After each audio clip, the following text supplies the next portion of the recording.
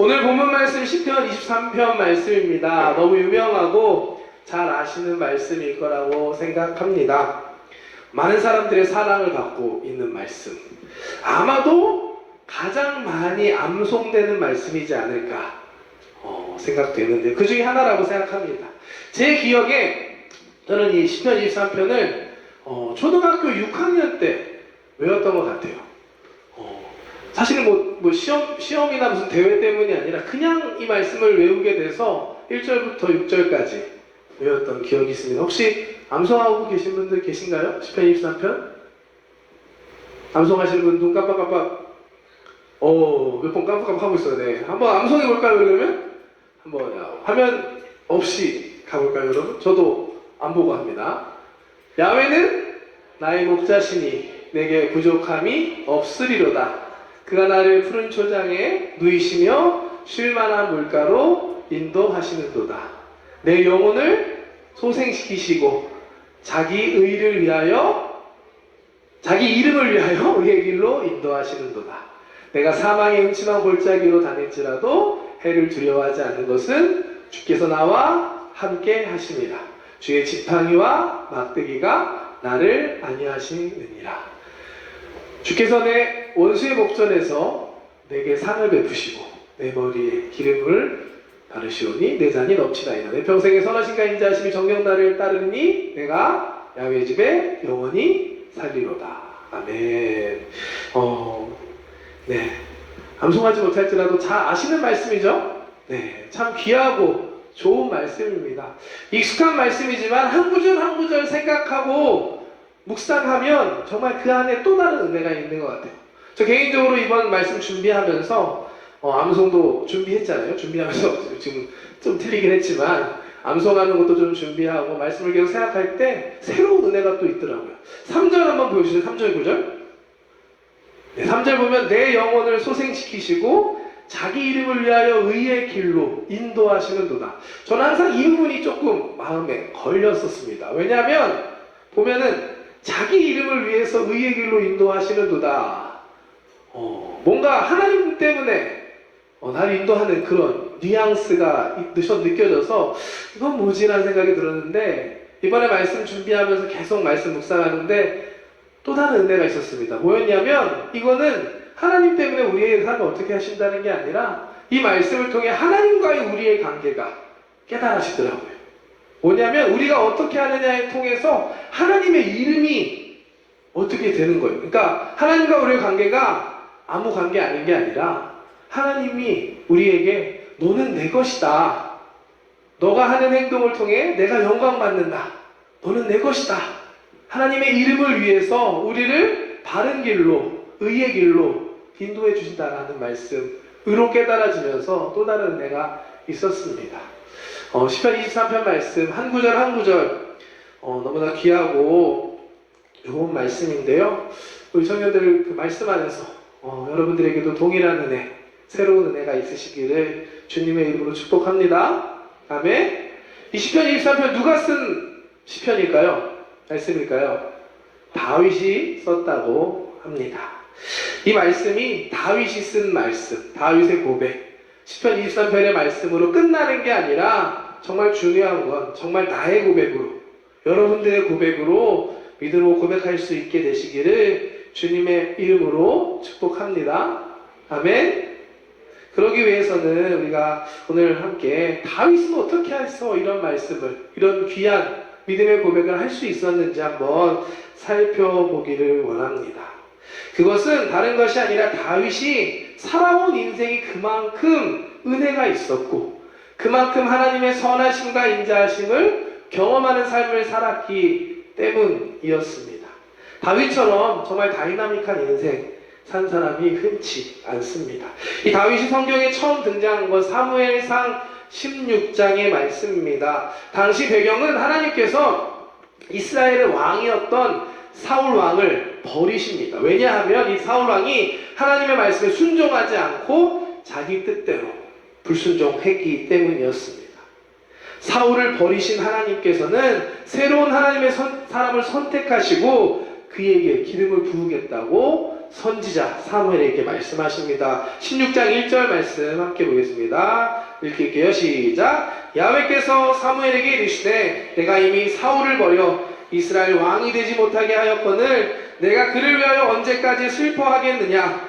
너는 뿔을 기름에 채워가지고 가라. 내가 너를 베들레헴 사람 이새에게로 보내리니 이는 내가 그의 아들 중에서 한 왕을 보았느니라 하시는지라. 아멘. 하나님께서 사울을 대신해서 새로운 이스라엘 왕을 세울 것이다. 베들레헴에 있는 이새의 집에 있는 아들 중에 한 사람이니까 가서 그에게 기름을 부어라 라고 말씀하십니다. 선지자 사무엘은 하나님의 말씀에 순종해서 이새의 집을 찾아갑니다. 그러자 하나님께서 사무엘에게 내가 택한 사람을 알려줄 것이니 그에게 기름을 부으라 라고 말씀합니다. 3절 말씀 한번 볼게요.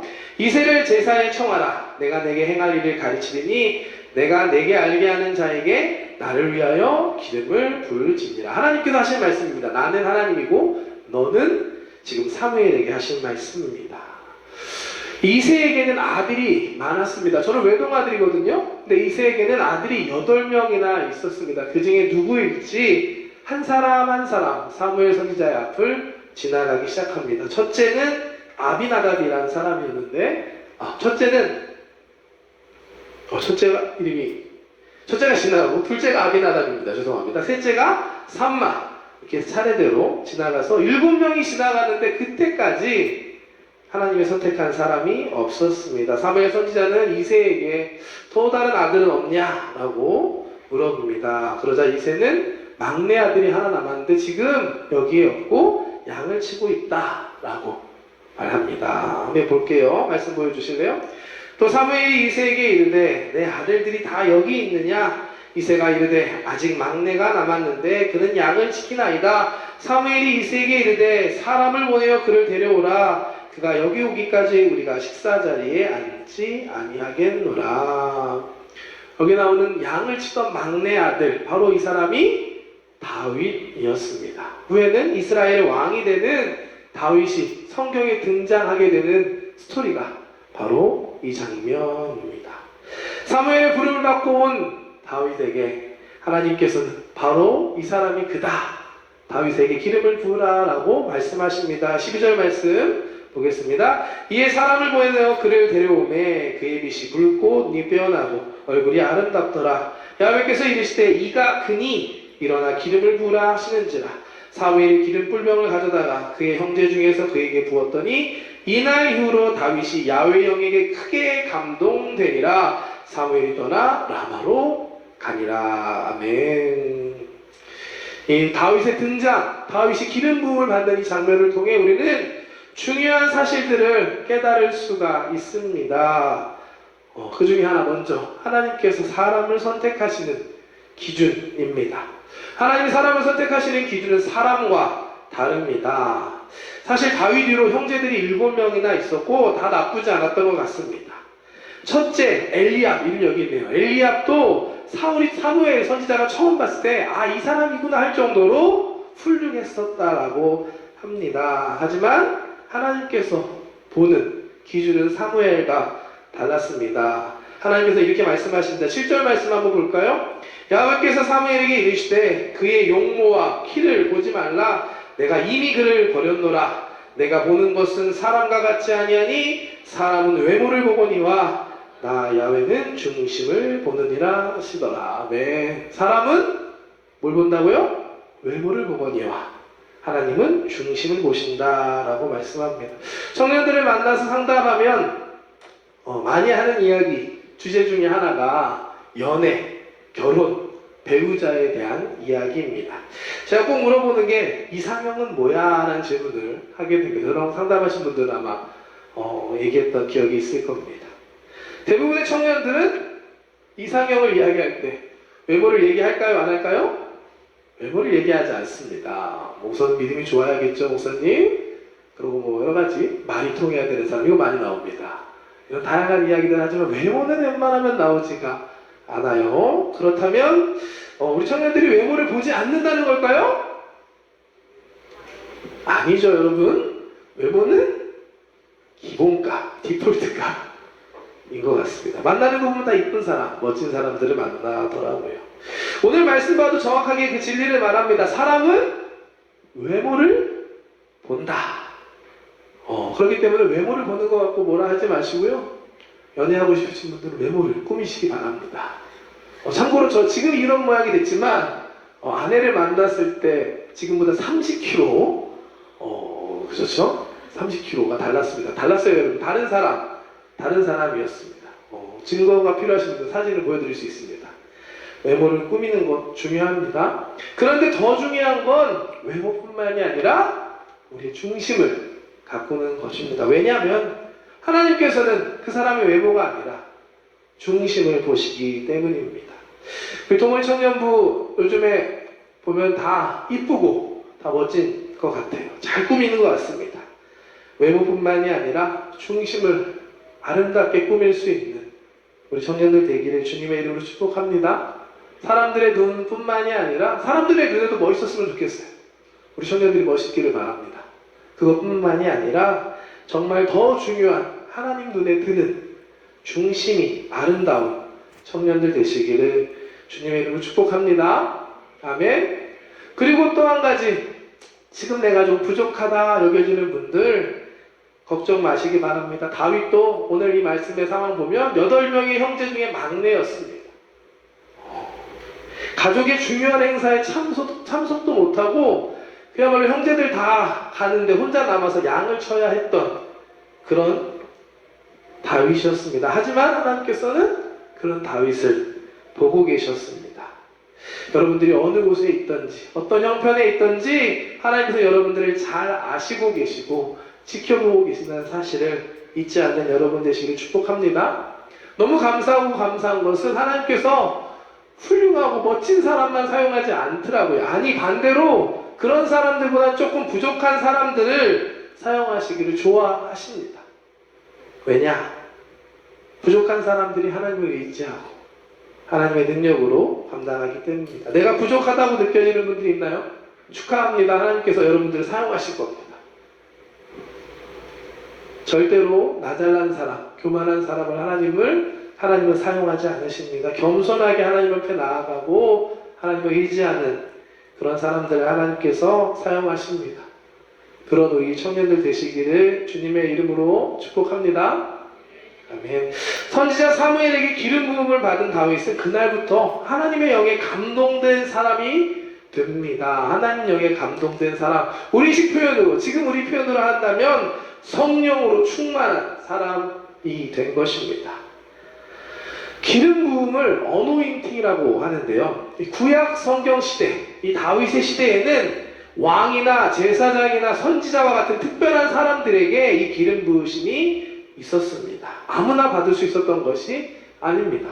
다윗에게도 8명의 형제가 있었지만 다 아웃! 다윗만 기름 부음을 받을 수 있었습니다. 이것은 하나님의 선택을 받은 자, 하나님의 영이 함께하는 자, 하나님의 능력이 함께하는 자라는 의미가 있는 것이었습니다.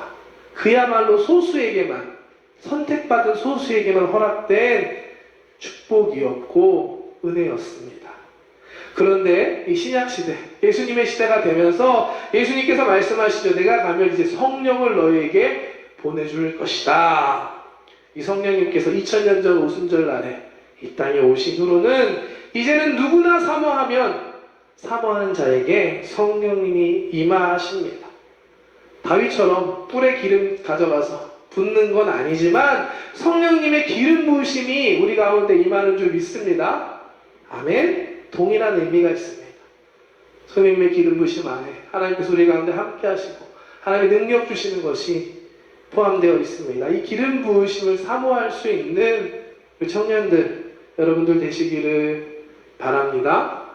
제가 대학교 2학년 때 처음으로 이제 본격적으로 사역을 시작할 때였습니다. 당시 증인들이라고 하는 몇 번 소개했던 것 같은데 대학교 찬양팀이었습니다. 이게 수련회, 친구 초청 예배 이런 데 가서 찬양을 인도하고 예배를 인도했던 사역을 할 때였습니다. 참고로 처음 예배 인도를 했던 게 바로 그 팀이었거든요. 실력도, 노래도 잘 못하고 실력도 별로 없고 경험도 없었기 때문에 참 사역하는 게 쉽지 않았던 기억이 납니다. 특히 중고등부 아이들, 특히 중학생 아이들 잘못 가면 쳐다도 안 봅니다. 그 앞에서 찬양하려면 좀 잘하면 쳐다볼 텐데 잘하지도 못하니까 쉽지 않았던 기억이 있습니다. 그런데 제가 그때 여름에 참석했던 한 수련회에서 밤늦게 기도하는 중에 특별한 경험을 한 가지 합니다. 1박 2일 수련회였거든요. 그래서 온라인 밤새는 거의 예배였습니다. 그래서 제가 기억하기에 새벽 2시 반쯤 되는 때였는데 내가 지금 기도하는 건가 자는 건가 하지만 열심히 기도하고 있는데 그 순간 뭔가 하늘로부터 기름 부으심이 저한테 이렇게 임하는 그런 것들을 체험하게 됩니다. 물론 이전에 방언도 받았고 성령 체험도 있었는데 그날은 좀 저에겐 특별했어요. 아, 이게 기름 부으심인가? 라는 느낌이 드는 그런 경험이 저에게 있었고, 감히 제가 이야기하지만 그날 이후로 제가 사역하고 찬양할 때 다른 걸 저는 개인적으로 느낍니다. 저 똑같은 사람이잖아요. 똑같은 찬양을 하는데 반응이 달라지더라고요. 하나님이 정말 일하시는 게 느껴졌습니다. 이 기름 부으심 지금도 우리 가운데 있습니다. 이 기름 부으심을 사모하는 우리 청년들 되기를 주님의 이름으로 축복합니다. 여러분 공부할 때 직장에서 또는 사람들과 함께 만날 때 내 힘으로 내 것으로만 하는 것이 아니라 정말 성령님의 임재하심, 기름 부으심 안에서 성령님의 인도하심과 도우심 안에서 능력 있는 삶 사는 우리 토모니 청년들 되시기를 주님의 이름으로 축복합니다. 아멘. 사모하는 모든 분들에게 오늘 이 자리가 그러한 자리가 될 줄 믿습니다.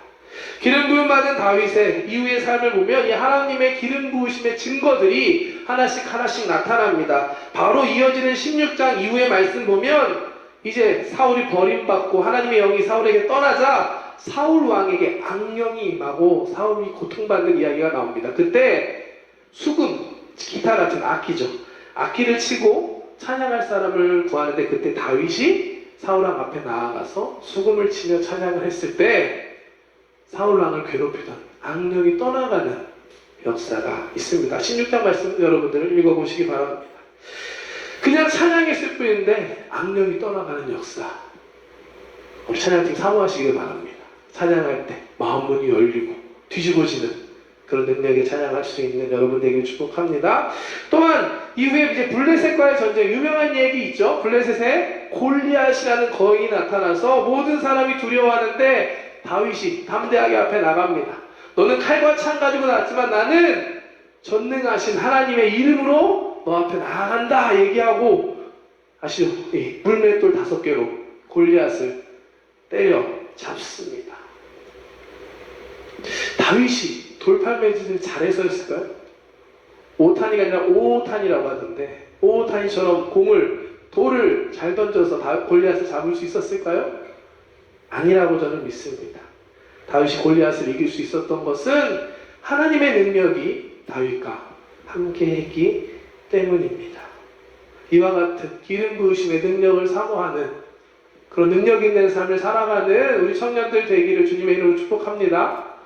우리 대표 기도해 주는 기쁜 자매는 한 것처럼 여러분들이 정말 기름 부으심이 여러분들에게 임할 때 여러분들을 통해서 우리 교회가 부흥하고 이 일본의 놀라운 부흥이 임할 줄 믿습니다. 사모하는, 바라고 기도하는 우리 청년들 되시기를 바랍니다. 물론 이후에 다윗의 인생에 위기가 오고 어려움이 있었습니다. 골리앗을 쓰러뜨린 다음에 백성들의 인기가 올라가자 사울왕은 이 다윗을 시기합니다. 사울은 다윗에게는 장인이었거든요. 아내의 아버지였는데 그 장인이 다윗을 죽이려고 합니다. 결국 사울왕을 피해서 도망 다녀야 하는 신세가 되고 갈 곳이 없어서 이 적국 골리앗의 나라 블레셋까지 숨어 들어가 생명을 지켜야 하는 그런 순간도 있습니다. 또한 그곳에서 죽을 위기를 맞아서 침 흘리면서 미친 사람인 척 넘겨야 했던 그런 절망적인 순간도 있었습니다.